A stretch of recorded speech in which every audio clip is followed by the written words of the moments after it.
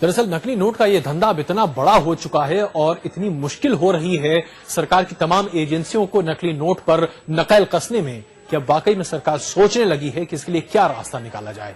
सबसे बड़ी बात तो यह है कि क्या इस बात में सच्चाई है कि नेपाल का पूर्व राजकुमार भारत में नकली नोटों की सप्लाई में एक खासी रोल निभा रहा था।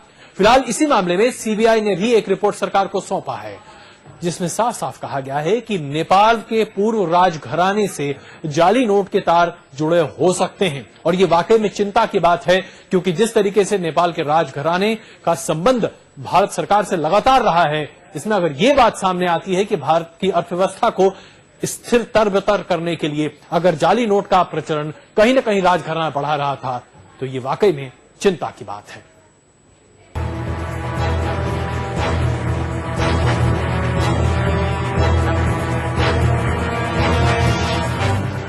नेपाल के राजघराने से जुड़े हैं नकली नोटों के धंधे के तार। ये बात विक्की मनिहार के जुबान पर आने से पहले ही भारतीय खुफिया एजेंसियों को पता लग चुकी थी।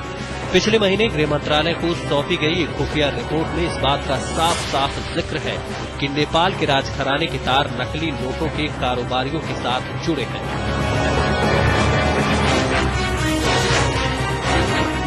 रिपोर्ट के मुताबिक नेपाल में भारतीय फेक करेंसी के धंधे से जुड़े लोगों को राजघराने की मदद मिलती रही है।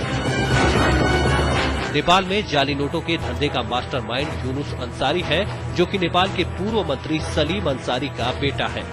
नेपाली समाजवादी पार्टी का नेता सलीम अंसारी राजा ज्ञानेंद्र के शासनकाल में कैबिनेट मंत्री था। इतना ही नहीं, सलीम अंसारी का बेटा यूनुस, जो अब नेपाल में नकली नोटों के पूरे धंधे को संभालता है, वो खुद नेपाल के पूर्व राजकुमार पारस का शागिर्द है।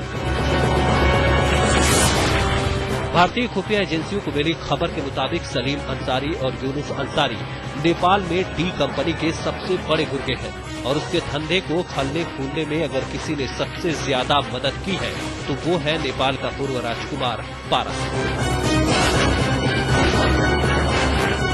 नेपाल में भारतीय जाली नोटों की तस्करी करने वालों को राजघराने से किस हद तक मदद मिलती रही, इसका अंदाजा इस बात से लगाइए कि ज्ञानेंद्र के शासनकाल के दौरान सिमरा एयरपोर्ट पर पकड़ी गई जाली नोटों की बड़ी खेप रातों रात असली नोटों में तब्दील हो गई। जाहिर है ऐसा सरकार की मिलीभगत के बगैर नहीं हुआ होगा।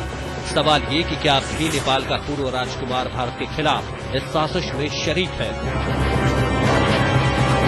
नेपाल से भागने के बाद पारस ने सिंगापुर में अपना ठिकाना बना रखा है और भारत में नकली नोटों की तस्करी के खेल में सिंगापुर और थाईलैंड जैसे देशों को भी ट्रांजिट रूट के तौर पर इस्तेमाल किया जा रहा है। ऐसे में मुमकिन है कि नेपाल का पूर्व राजकुमार पारस सिंगापुर में रहकर अब भी नकली नोटों के काले कारोबार से जुड़ा हुआ हो। शमशेर सिंह, दिल्ली आज तक।